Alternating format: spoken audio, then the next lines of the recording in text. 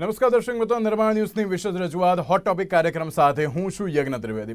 દર્શક મિત્રો, આજે હોટ ટોપિક કાર્યક્રમમાં વાત કરવાની છે કે એક બાજુ જે રીતે ભારતમાં વિકાસની ગતિ અત્યારે તો ખૂબ જ સરસપણે આગળ ચાલી રહી છે તેવું કહેવામાં તો આવતું હોય છે, પરંતુ તેની સાથે સવાલ એ થતો હોય છે કે અત્યારે જ્યારે આ વિકાસની પરિસ્થિતિ સારી છે, ભારત અત્યારે તો ઘણું બધું આગળ વધી રહ્યું છે, પરંતુ જ્યારે ગ્લોબલ હંગર ઇન્ડેક્સ જે સામે આવતું હોય છે ને જેમાં ભૂખમરાની પરિસ્થિતિ હજુ પણ કથળતી હોય તેવું સ્પષ્ટપણે જોવા મળી રહ્યું છે। ચોક્કસ એક બાજુ જે રીતે કોરોના કાળ જોવા મળ્યો, કોરોના કાળમાં ક્યાંક અત્યારે તો ગરીબી રેખા નીચે જે જીવતા અત્યારે લોકો છે તેમાં પણ ક્યાંક અત્યારે તો વધારાની પરિસ્થિતિ સામે આવી હતી, પરંતુ જે અત્યારે તો ભૂખમરાની પરિસ્થિતિ છે તેમાં વર્ષ 2005થી લઈને વર્ષ 2021 સુધીની વાત કરીએ ઉત્તરોત્તર વધારો ઘટાડો જોવા જ મળી રહ્યો છે। સાથે 2020માં જે ભારતનું સ્થાન 94મું હતું અને તે અત્યારે તો 101માં થઈ ગયું છે, એટલે કે ભૂખમરાની પરિસ્થિતિ હજુ પણ અત્યારે તો કથળી રહી છે।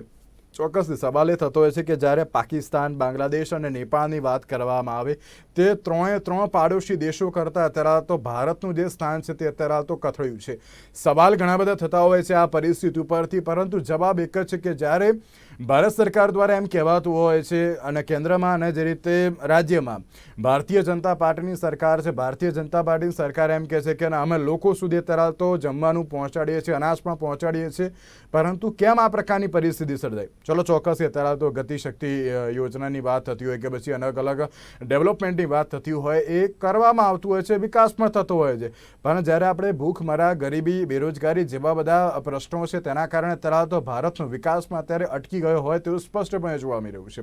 આ દરેક મુદ્દાઓ પર આપણે ચર્ચા વિચારણા કરીશું। આ દરેક મુદ્દાઓ પર ચર્ચા વિચારણા કરવા માટે અમારી સાથે જોડાઈ ગયા છે હિરેન કોટક કે જેઓ ભારતીય જનતા પાર્ટીના નેતા છે, ડૉક્ટર કિશોર ભાનુશાલી કે જેઓ અર્થશાસ્ત્રી છે અને હિમાંશુભાઈ પટેલ કે જેઓ કોંગ્રેસના નેતા છે। જે આપ ત્રણનું સૌથી પહેલાં તો સ્વાગત છે। સૌથી પહેલી શરૂઆત કિશોરભાઈ હું આપણાથી કરીશ કે એક બાજુ જે રીતે ગ્લોબલ હંગર ઇન્ડેક્સ જે સામે આવતો હોય છે ને તેને લઈને અત્યારે પરિસ્થિતિ ઘણી કથળેલી સાબિત થતી હોય છે। જ્યારે 101માં સ્થાન હતું અને અત્યારે તો જે રીતે 101માં સ્થાન ઉપર પહોંચી ગયું છે, 94 હતું તેને લઈને શું કહેશો? સૌથી પહેલાં તો આ જે કથળેલી પરિસ્થિતિ છે તેને લઈને। યજ્ઞભાઈ, પહેલી વાત તો એ આવે છે કે જ્યારે આપણે હંગર ઇન્ડેક્સ ની વાત કરીએ છીએ તો હકીકત તો જમીની હકીકત તો એ છે કે જો છેલ્લા 5-7 વર્ષના આંકડા જોવામાં આવે તો આપણી રેન્કિંગ દિવસે દિવસે કથળતી જઈ રહી છે અને 94 માંથી 101 નંબર ઉપર જવું એટલે 7 પોઈન્ટ આપણે નીચે ગયા છે।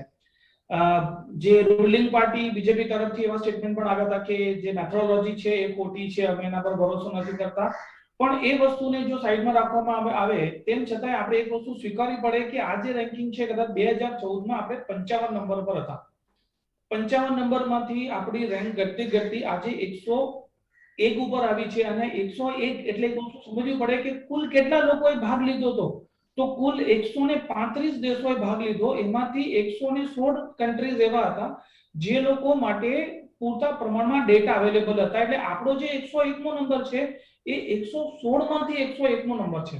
અને જ્યારે આપણા નેબરિંગ કન્ટ્રીઝ એટલે પાકિસ્તાન લો કે બાંગ્લાદેશ લો કે મ્યાનમાર લો કે એ લોકોની પરિસ્થિતિ આપણા કરતા ઘણી સારી છે અને જો આપણી રેન્કિંગ એ લોકો કરતા પણ જો નીચે જતી હોય તો ખરેખર આપણે આજની તારીખમાં સમજવું રહ્યું।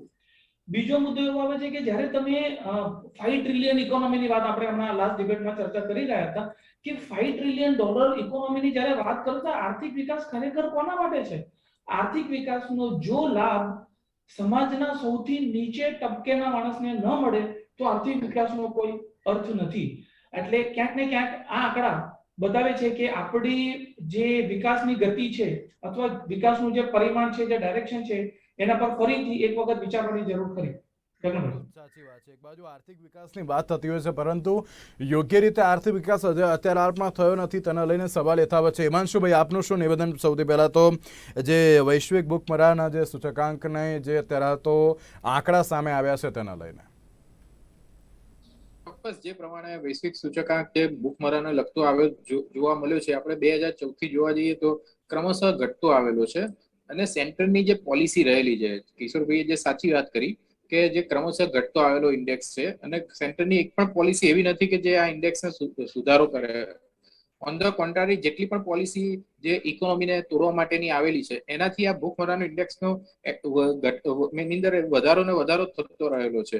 તમે કોઈ પણ પોલિસી જુઓ ગવર્મેન્ટની, હું તમને એક નાનો દાખલો દઉં કે અત્યારે વચ્ચે હમણાં ગયા વર્ષે 4,000 કરોડનું બાળકો માટે જે સ્કૂલોમાં મિડ ડે મીલની પ્રોવિઝન કરવાની વાત કરવામાં આવી, ત્યારે ફાઇનાન્સ મિનિસ્ટરે એવું કીધું કે અમારી 4,000 કરોડ નથી.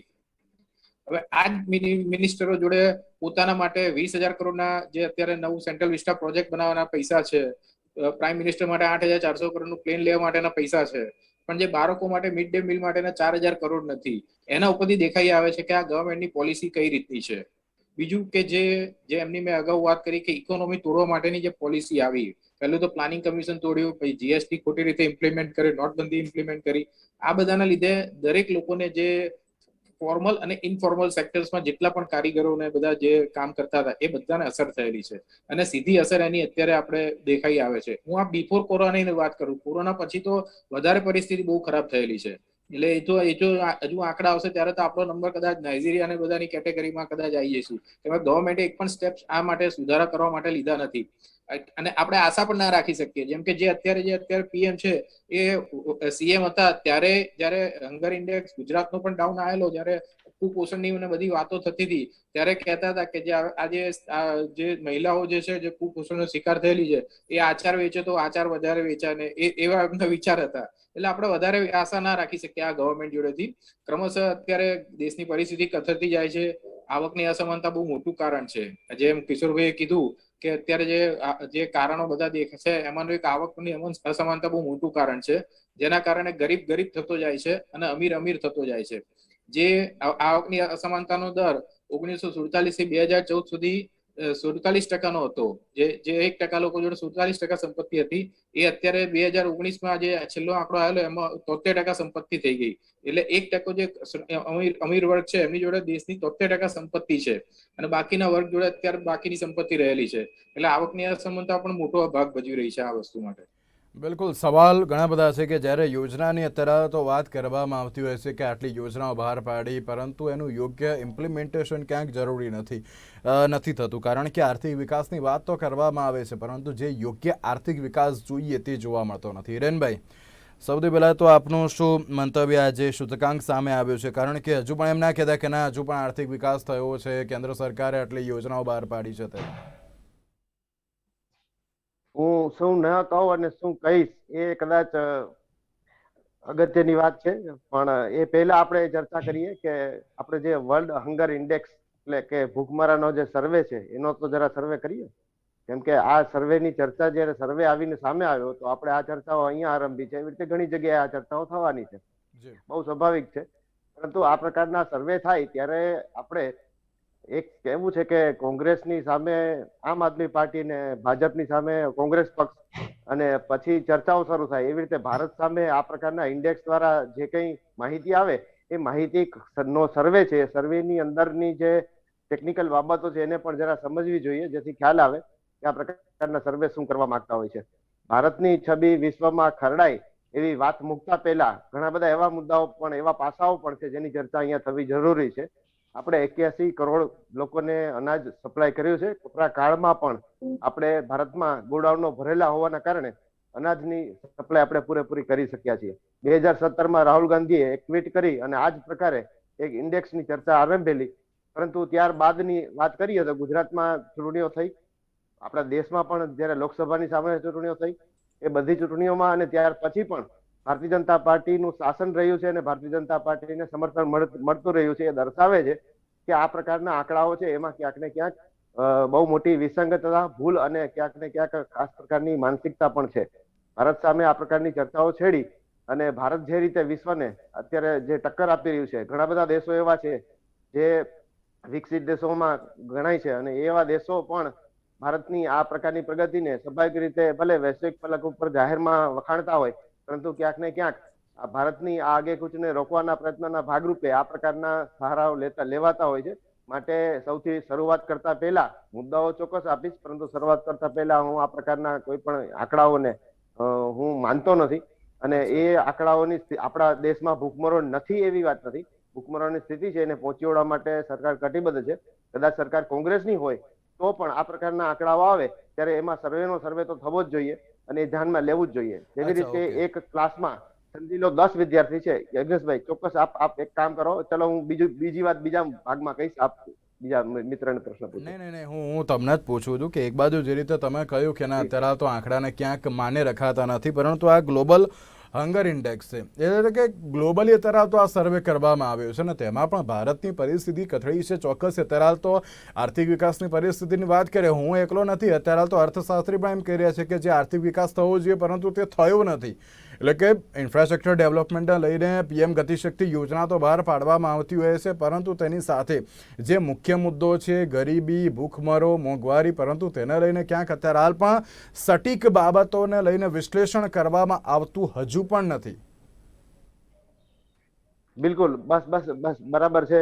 હું તમને એ જ કહેવા માંગતો હતો કે જ્યારે સર્વે થતો હોય ત્યારે સર્વે કઈ રીતે થવો જોઈએ. દાખલા તરીકે હંગર ઇન્ડેક્સની વાત આવે છે તો આપણે ત્યાં આપણી ભારતની વિવિધતા અને ખાસ કરીને આપણે ત્યાં જિલ્લાઓની વાત કરીએ તો એક જિલ્લામાં એક જ જગ્યાએ એક પરિસ્થિતિ એક સમાન નથી હોતી. અરે એક શહેરની વાત કરીએ તો એક શહેરમાં પણ પરિસ્થિતિ એક સમાન નથી હોતી. એક શહેરની વાત કરીએ, દાખલા તરીકે અમદાવાદની ચર્ચા કરીએ તો અમદાવાદમાં સિંધુ ભવન રોડનો સર્વે કરીએ અને એક બાજુ વસ્ત્રાલય અને આપણે જૂના ખાડિયા વિસ્તારનો સર્વે કરીએ તો બંનેમાં ફરક આવશે. આ ફરકને ધ્યાનમાં ક્યારે લીધો? સેમ્પલો કયા લેવામાં આવ્યા આ સર્વે માટે, આ ઇન્ડેક્સ માટે, એની પણ કોઈ માહિતી નથી.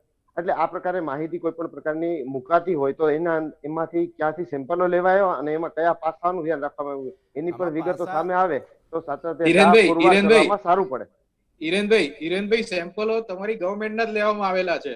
તમે અત્યારે જે કોરોના ટાઈમમાં અત્યારે જે પ્રચાર, હું તમને એ જ કહું છું તમને આપું છું. ક્લિયર નથી. અરે હું આપું છું, હું તમને આપું છું, તમે સાંભળો તો ખરા. હું આપું છું, તમે સાંભળો તો ખરા. ચોક્કસ મને સવાલ પૂછાય છે એટલે ગુજરાત ગવર્મેન્ટે તમે હિમાંશુભાઈ અહીંયા સિમ્પલ આટલું જ છે કે જે આંકડાઓ તમે આપો છો ને એ આંકડાઓ તો તમારા કેવા હાસ્યાસ્પદ હોય છે તમને ખબર છે. અરે પણ તમારા જ આંકડા આપું છું, તમે ફૂલ સ્કેપ હું તમને ફૂલ સ્કેપ પેપર એની જગ્યાએ તમે ન્યાય યાત્રા કાઢી. એક જ મિનિટ, આ પોલિટિકલ ડિબેટ નથી. આપણે કોઈ અત્યારે ન્યાય યાત્રાની કે કોઈ પણ વ્યાજ નથી કરતા. વાત કરશે તો જવાબ પણ નહીં, એક મિનિટ હિરેનભાઈ, મને જવાબ, એક જ મિનિટ હિમાંશુભાઈ, એક મિનિટ. હિરેનભાઈ, જે રીતે તમે કહ્યું કે માપદંડ એટલે કે અત્યારે જ્યારે ગ્લોબલ હંગર ઇન્ડેક્સનો જે 4 માપદંડો સામે આવતા હોય છે કે અલ્પપોષણ, કુપોષણ, બાળકોનો વૃદ્ધિ દર અને બાળ મૃત્યુ દર, એ 4 અત્યારે તો જે મહત્વના પાસા જોવા મળતા હોય છે ને એ 4 મહત્વના પાસાને આધારિત જ અત્યારે તો આ ઇન્ડેક્સ ને બહાર પાડવામાં આવ્યું છે. ચોક્કસથી જે રીતે તમે ક્યાંક માનો કે ના માનો પણ અત્યારે હાલ પણ જે રીતે છોટાઉદેપુર કે અત્યારે હાલ કોઈ પણ અત્યારે અલગ અલગ ગામની વાત કરીએ ત્યાં પણ અત્યારે હાલ પણ કુપોષણ જોવા મળી રહ્યું છે. બાળ મૃત્યુ દરની સંખ્યામાં ક્યાં ઘટાડો થયો નથી, હજુ પણ એટલા જ પ્રમાણમાં જોવા મળી રહી છે. એટલે કે માપને માત્ર જે રીતે ભૂખમરો, પરંતુ એના અલગ અલગ 4 માપદંડ છે ને એના આધારિત જ અત્યારે તો આ પરિસ્થિતિ સામે આવી છે. યજ્ઞભાઈ, કોઈ પણ આંકડાઓ સામે બિલકુલ કોઈ પણ આંકડાઓ યજ્ઞભાઈ સામે આવતા હોય એ સામે આવતા આંકડામાં જે સર્વે છે એની ડિટેલ પણ એ જ્યારે પણ ઇન્ડેક્સ બહાર પડે છે ત્યારે એની ડિટેલ મૂકવામાં આવતી હોય છે ને એ ડિટેલ અંગે કોઈ માહિતી હજુ સુધી આપણી પાસે ચોક્કસ માહિતી ક્યાંય છે જ નહીં. એટલે આપણે હવે એવું ધ્યાન રાખવાની જરૂર છે. અત્યારે મને પુરુષોત્તમભાઈ રૂપાલા યાદ આવે છે. એક સમયે ભારતમાં અને ગુજરાતમાં, ખાસ કરીને ગુજરાતની વાત કરેલી કોંગ્રેસે, કે ગુજરાતમાં કુપોષણના શિકાર બનેલા બાળકોને એમાં પણ એક ફોટો યાદ કરીને જો આપને યાદ હોય તો ઇથોપિયાના બાળકનો ફોટો મૂકી અને કહ્યું કે આ ફોટો ગુજરાતનો છે. ત્યારે પુરુષોત્તમ રૂપાલા સાહેબે બહુ સરસ વાત કરેલી કે જો એવા ગુજરાતની વાત કરો છો તમે, એવા ભારતની વાત કરો છો કે જ્યાં એક કૂતરી વિયાણી હોય એટલે કૂતરીને જયારે પ્રસૂતિ થાય અને એને ત્યાં બચ્ચા આવે તો એને પણ લોકો શીરો ખવડાવતા હોય. આટલી સામાજિક અને સેવાભાવી સંસ્થાઓ છે. ભારતનું એક ગામડું એવું નહીં હોય કે જ્યાં ગામમાં જઈને કોઈ માણસ ભૂખ્યો સુઈ શકે. કોઈ પણ પ્રસંગો આપણે જે થાય તો લોકો એ અનાજ વેચવા નીકળી પડતા હોય. એવા દેશમાં કુપોષણની વાતો કરવી એ ખરેખર હાસ્યાસ્પદ છે. અને એ પ્રકારના સર્વેથી આપણે બિલકુલ એ ગ્લોબલ સર્વે છે એટલે આપણે ભારતની બહારથી આવેલા સર્વેને છે ને આપણે વધારે માનીએ છીએ. આપણે એ વધારે એને સારી રીતે લઈ લઈએ પછી એની ચર્ચાઓ આરંભી દઈએ. આપણી ચેનલ ઉપર યજ્ઞભાઈ આપણી ચેનલ ઉપર આપણા દેશની આ સ્થિતિની ખાસ વખાણ થયેલા અને એ આજે આપણે આજે જ્યારે અત્યારે રેન્ક કથળ્યો છે તો મારે એની ઉપર પણ ચર્ચા કરવી પડે સાહેબ. જે રીતે હિમાંશુભાઈ, આપ શું કહેવા માંગશો? જી ચોક્કસ, જે પ્રમાણે BJP IT cell fake media થકી ફેક ન્યૂઝો પ્રસારિત કરતું હોય એને મારા ખ્યાલથી વધારે માની રહ્યા છે હિરેનભાઈ.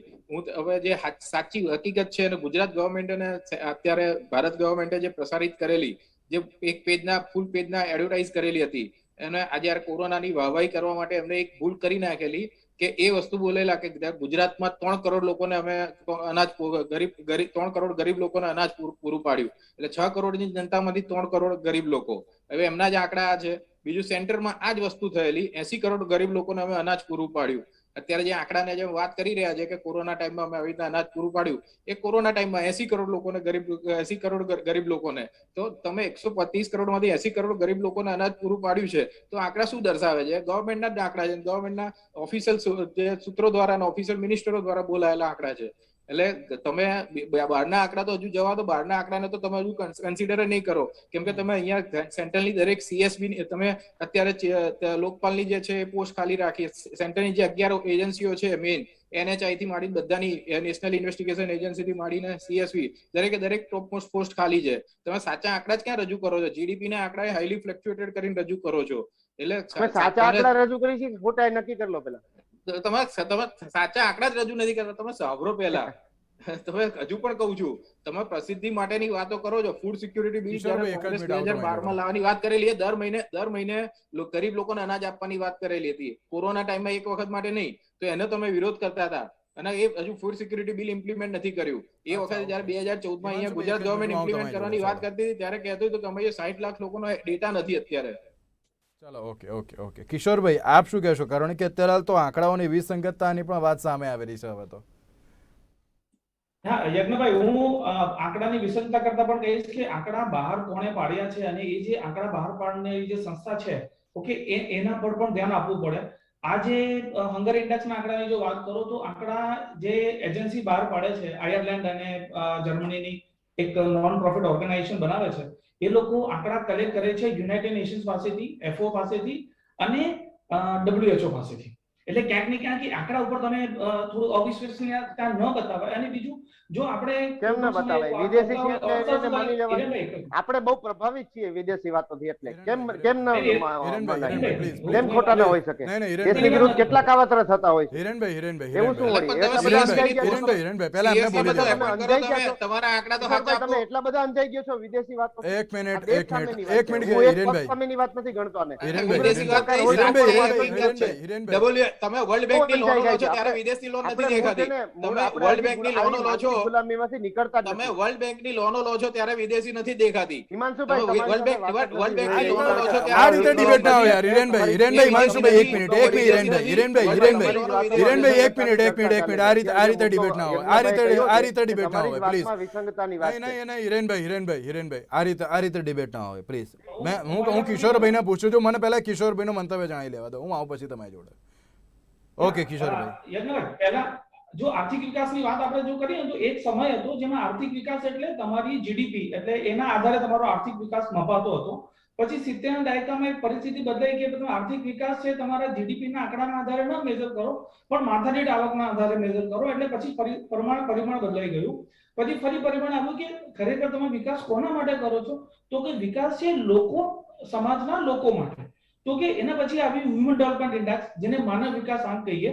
હવે હંગર ઇન્ડેક્સને સાઈડમાં રાખવામાં આવે, માનવ વિકાસ આંકની પણ વાત આપણે કરીએ તો ભારતનો નંબર કદાચ 189 દેશમાંથી આપણો નંબર 131 નો છે. એટલે ક્યાંક ને ક્યાંક આપણે એમ નથી કહેતો કે આપણે બે વસ્તુ હોય છે. એક હોય છે કે હું રોટલીની સાઈઝ મોટી કરું, જે અત્યારે આપણું અર્થતંત્ર ને આપણી આર્થિક નીતિઓ કરી રહી છે. અને બીજું છે કે જે રોટલી અવેલેબલ છે એની આપણે બધા માટે સરખી વહેંચણી કરવાની વાત છે. અને અત્યારની જે આપણી ઇકોનોમિક પોલિસી છે એ કેપિટાલિસ્ટ મોડમાં છે.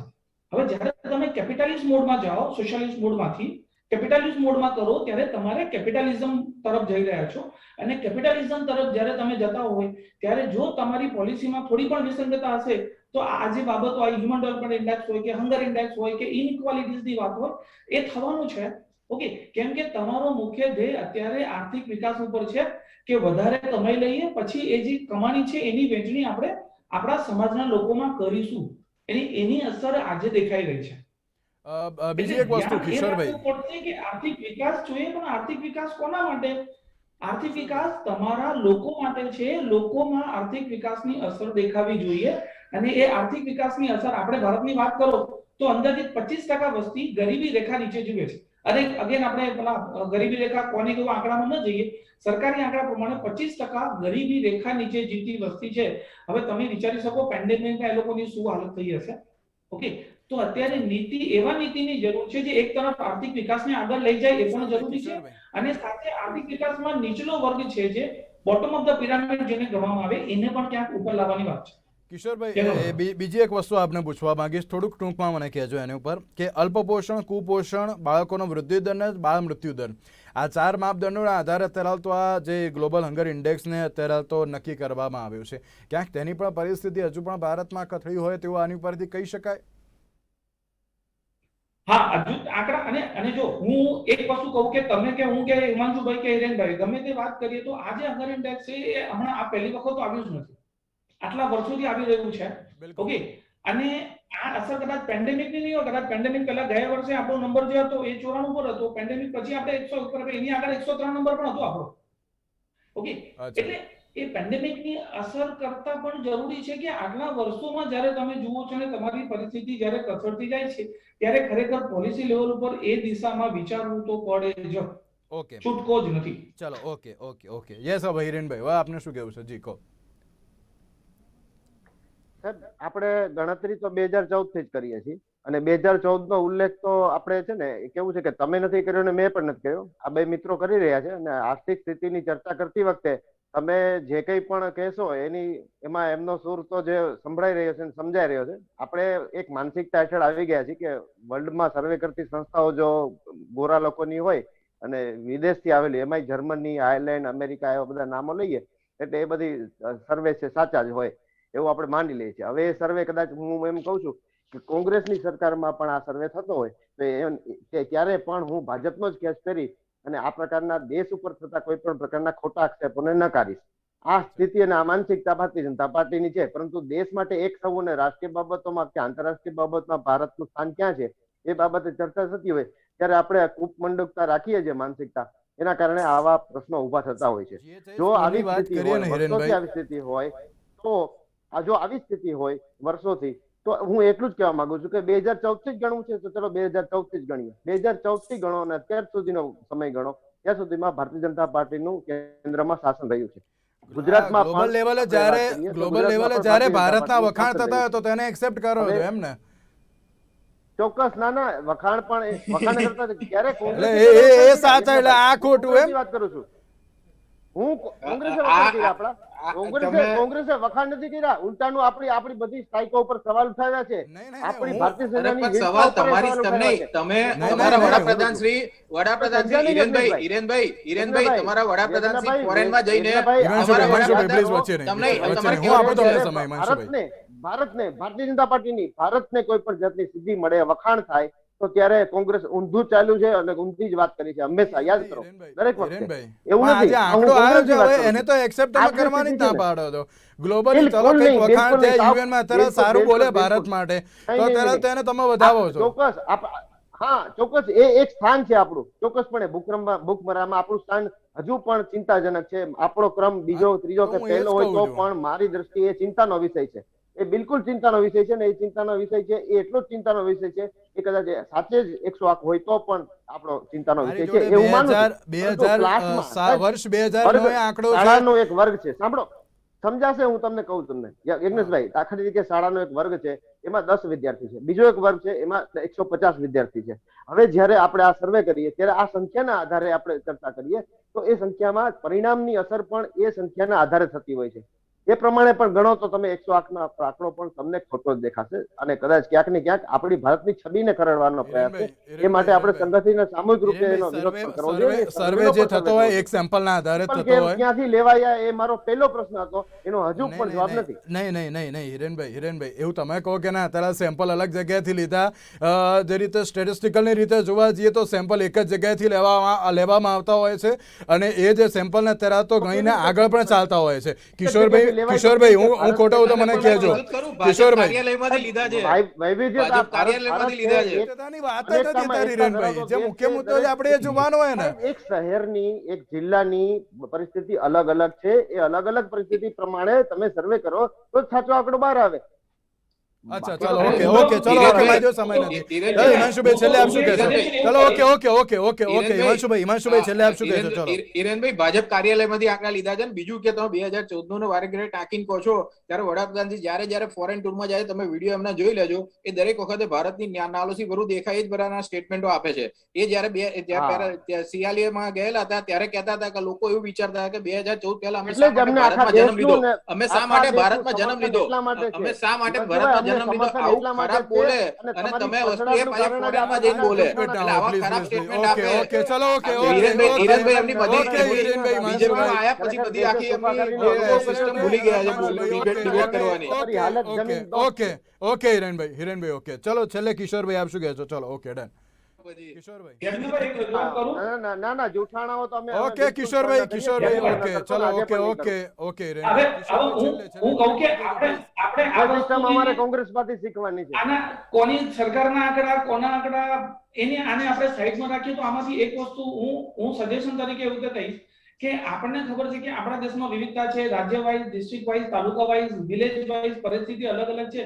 તો શું આમાંથી આપણે એક બોધ લઈને આપણે આપણા દેશ લેવલ ઉપર દેશમાં આપણે એક સર્વે કરીએ અલગ અલગ વિભાગોનો અને એમાંથી આપણને ખબર પડી શકે કે કયા રાજ્યમાં કે કયા જિલ્લામાં ખરેખર ભૂખમરીનું પ્રમાણ વધારે છે અને એ તો રાજ્ય હિમાંશુભાઈ આમ જિલ્લા વાત માટે કરે, ખાસ આમ હોય. નીતિ બનાવી અને આપણે એ પ્રશ્નનો આપણા દેશ આ માટે ચર્ચા હિરેનભાઈ એ સર્વે આ થશે ને ચર્ચા એટલે કહેવાય. તમારે લાવવાની જરૂર છે એ સર્વે થશે ને કેન્દ્રમાં એના પર અત્યારે ચર્ચા તમારી કરીશું. સરકાર છે એમાં તમે એની કહી પર દેશો. સર્વે કરો અરે એક સમયે આયાત અરે, કરવા પડતા હતા ઘઉં.